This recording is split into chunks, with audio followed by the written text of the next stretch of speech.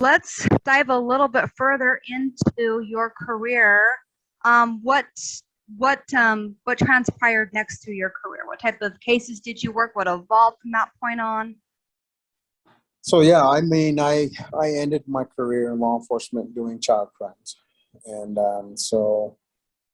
since then I stopped being a police officer because I need an organ transplant. So Oh, um, from there, I became a private investigator, and I've worked custody cases and have seen how courts have, when I was wearing a badge, I was considered an expert. And now that I don't wear a badge, I've been not considered an expert, even though I use the same skills and same procedures that I did as a law enforcement officer. And it's concerning because the courts sometimes will have their own ideas about what's going on. And so I don't know, it's such a hard thing. Um, Children will want to make their parents happy. mhm. So in a custody arrangement, sometimes it's difficult because children will embellish a story or whatnot in order to make one parent happier or whatever. But as soon as they come to the other parent, then they're denying things, and so it becomes emotionally difficult for children to deal with divorce and custody because sometimes parents will push something when that's not really what it is. So I'd be cautious. Um, Definitely, if you're seeing the signs, then seek help, maybe from DCFS. If your kid discloses that they are being abused, then involve the police or DCFS or both. And then also just be aware that there's nothing more valuable in life than the child that you gave life to, and that even if the relationship with the other parent is gone sour, that your child needs to be paramount in your communications and how you deal with things. As soon as you start using the child as a pawn in your broken relationship, then children get hurt, and that pain is what causes a lot of people to become selfish and to think of themselves. If you think about it, pain is that mechanism by which we become selfish. That's how some people want to start self-medicating, is because they hurt. Some teenagers are hurting because they're separated from the other parent, or find their way into drugs or whatever through that, trying to self-medicate the hurt that they feel. So it's just necessary to try and love and support those children as much as you can, and don't use them as a pawn in your broken relationship. So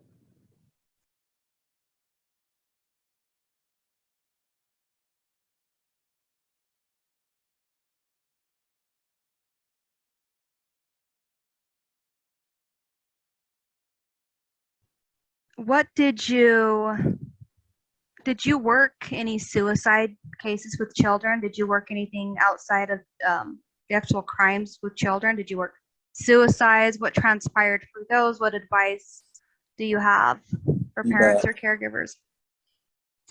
So this might be something for discussion later on. I'm writing a book about suicide, and it's really about hope and the loss of hope.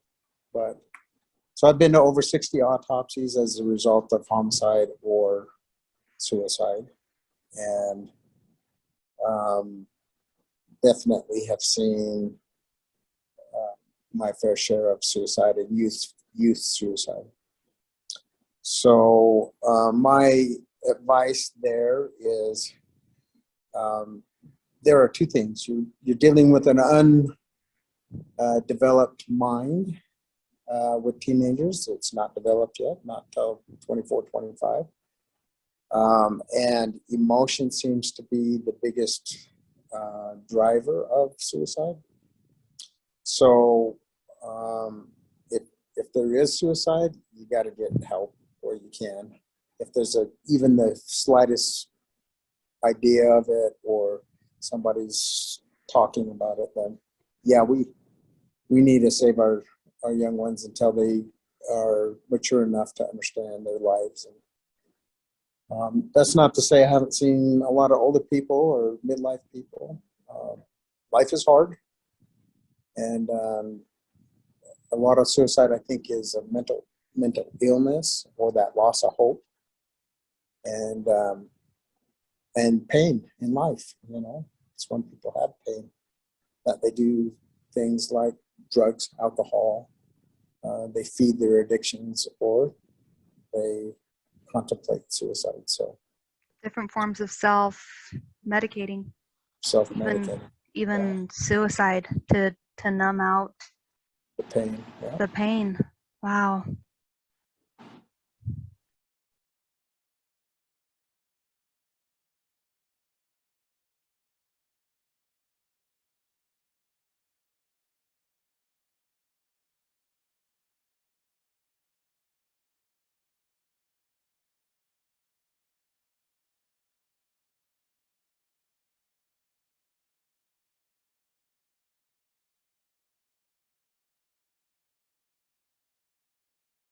So you just mentioned the book that you're working on and writing. Can you tell us a little bit about that and when that's expected to come out and what we can watch for? The name of it, maybe?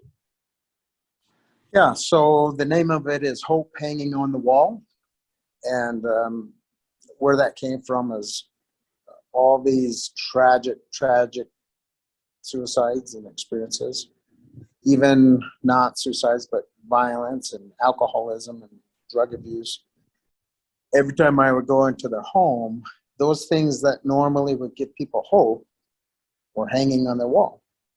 So pictures of their family and their loved ones, and they're religious pictures and those type of things.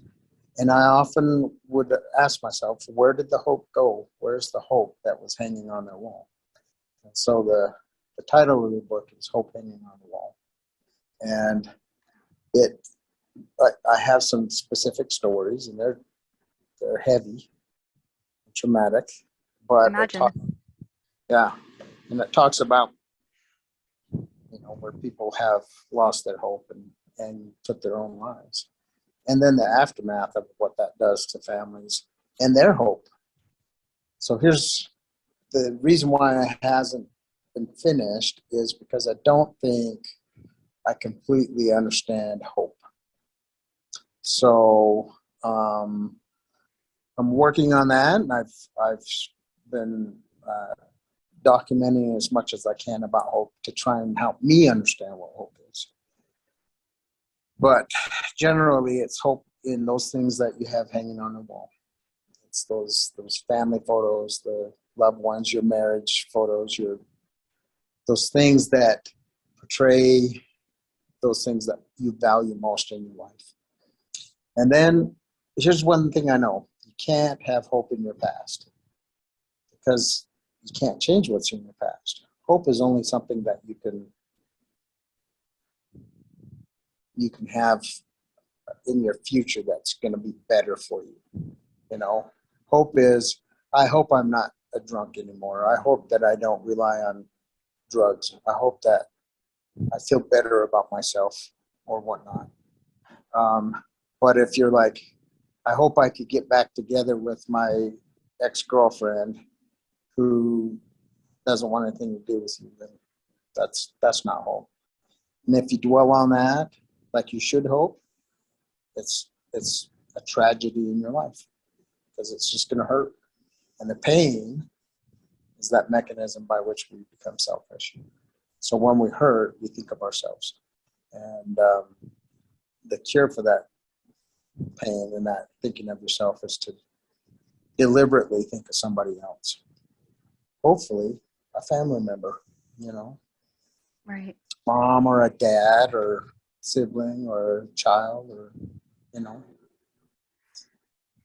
I think in my experience, if I were to say something in regards to hope, um, hope to me, um, well, for me, what I've learned um, is it's being selfless, not selfish with my own wants and desires, but my hope for my children, my hope for my parents, my hope for my friends, my hope for my clients as a life coach, and not even necessarily what I want for them, but really what they want and what they need, and really just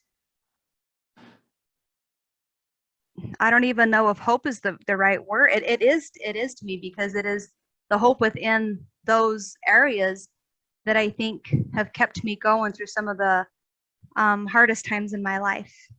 Really just envisioning, good things for them and whatever that may be, and Yeah.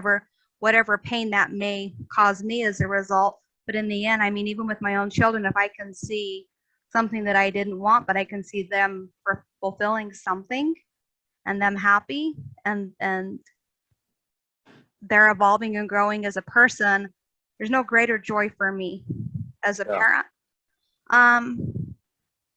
I appreciate you kind of touching a little bit into just kind of suicides and sharing your book, because I think it's so important. It's just another aspect. I mean, a lot of these suicides, from what some of the things that I've read, are forming from abuse, forming from whether it be emotional, physical, sexual, assault, battery. A lot of it is formed from some form of abusive behavior or some form of neglect. And so I think it's so important to talk about that as a whole, because in general, that's linking back to abuse as we're getting into child crimes and what it's getting into. Even I want to even touch in on like runaways and missing cases. In fact, let's move into that next part where we are talking about missing cases. um, Yeah. According to the FBI in 2021, there were over 300,000 missing children, and again in 2020, over 300,000 missing children plus. And this included runaway cases. What was your experience with these missing cases? What percentage of them were runaway cases? If you would like to just kind of lead the floor with that.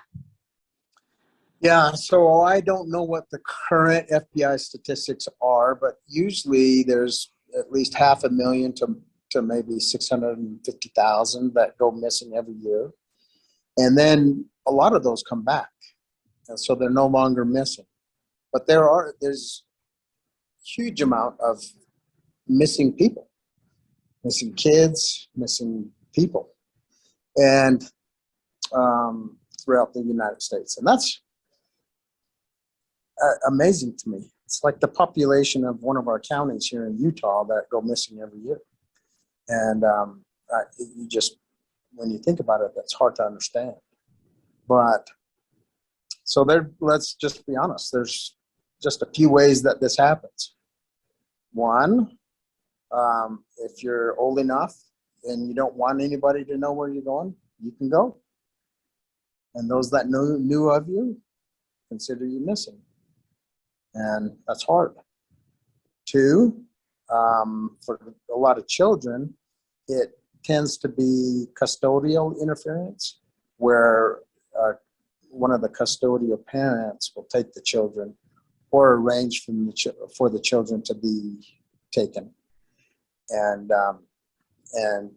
then they're missing. Usually the police can figure it out and will put a warrant out or a attempt to locate or those type of things. Or less likely, they're kidnapped and they're abducted.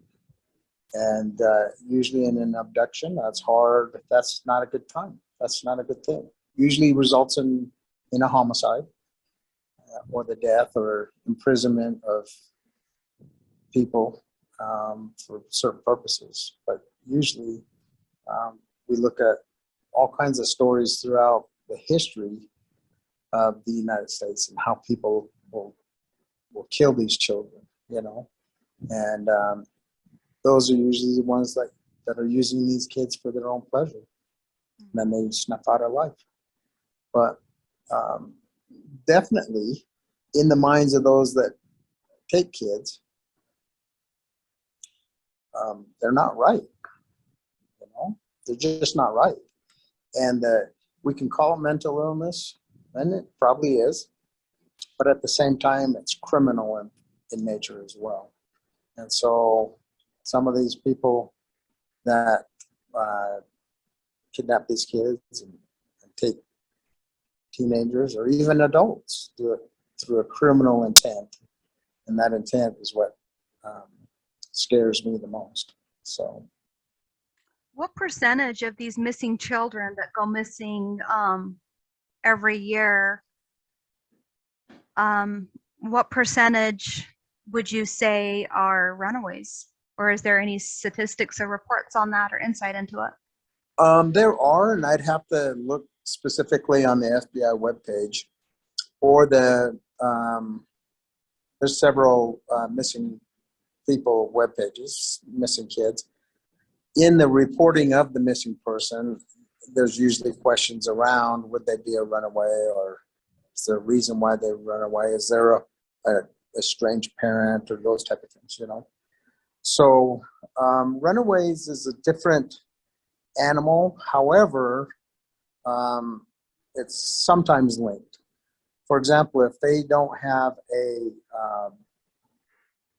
lifestyle that maybe they're being abused in the home, they will look for ways to get out. And so you'll get runaways for abuse in the home. Then you'll have some kids that are in a good home, but their influence is telling them, their friends or whoever the influencers are, boyfriends, girlfriends, are saying, hey, you need more freedom, even though they're 15 or 16 or younger sometimes. And so those influences will encourage them to run away and hide. And, you know, it's sad because those young kids, their brains just aren't developed yet, and they're not thinking as an adult, even though they think they are. So, Absolutely correct. yeah, can't give you percentages, but I can tell you my experience with runaways, and that's usually what it is. What have you seen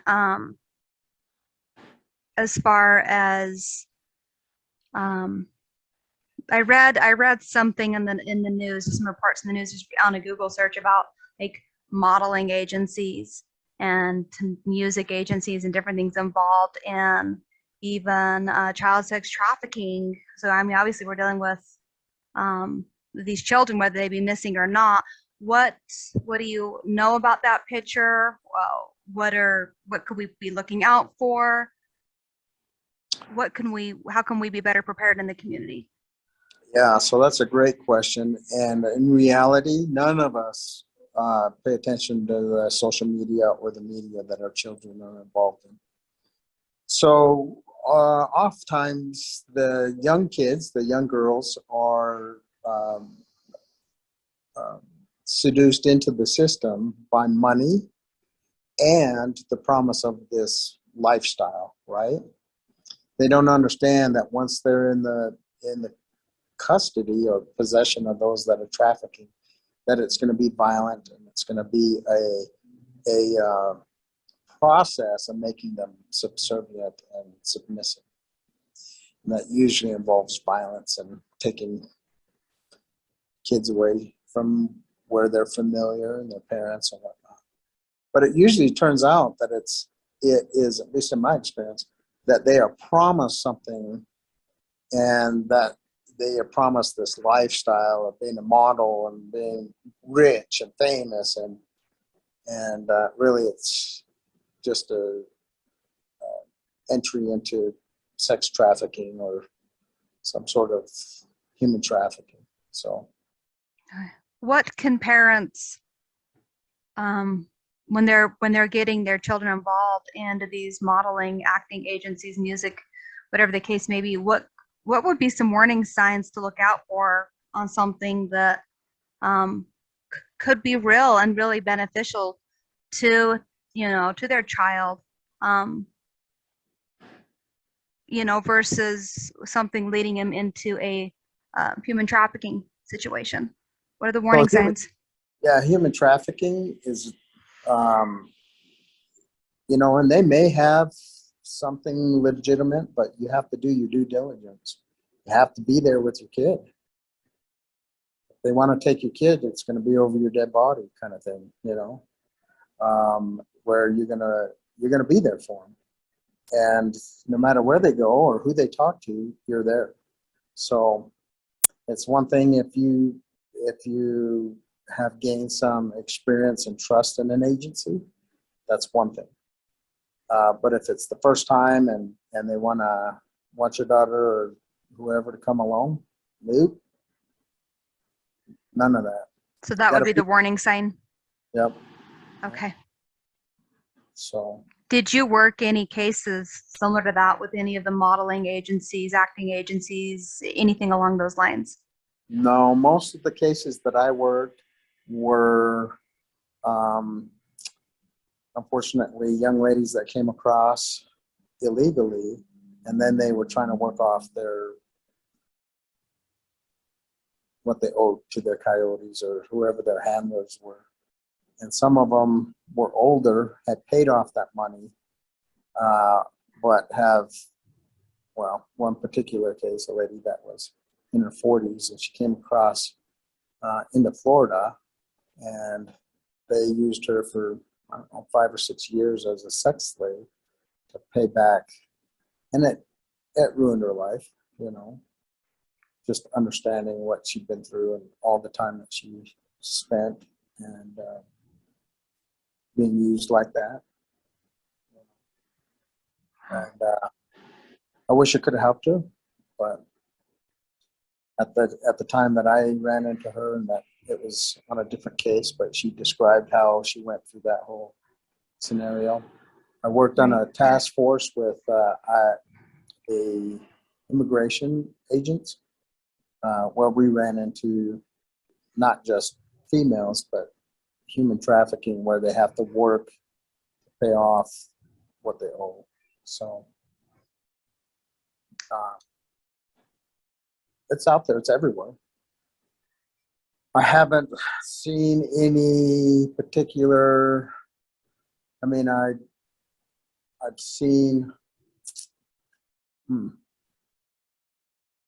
Not as a law enforcement officer, I haven't seen the faults modeling agency, but I have seen like a karate studio where the guy was touching people inappropriately, and it just is hard to identify who's truly honorable and who is not. So you're talking about signing your children up for an event like karate. Yep. And dropping off your children and leaving, going and running your errands. And during that time, the unthinkable was happening. Yep. That is, that's heartbreaking. Yep. You sign up your kids for these self-defense or these different activities to really just to help build them and prepare them, and something like karate, self-defense. Yeah. The most selfless position you can be in with a perpetrator. Wow.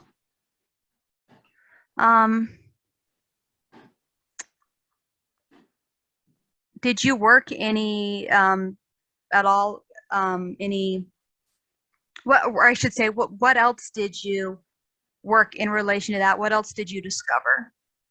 So I was on a task force with the FBI, innocent images and all that, child porn. And so here's a surprising thing for me. We would get reports of who was accessing child pornography within my city limits. And at that time, the city was probably 30,000. And we would have maybe 100 people accessing child porn.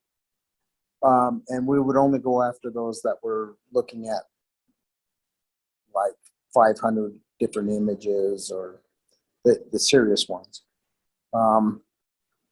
Not that they're not all serious, but there's just so many that you just sometimes don't.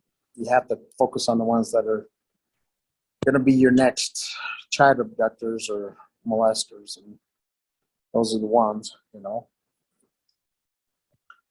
So kicked a lot of doors in and searched a lot of computers. There's a lot out there.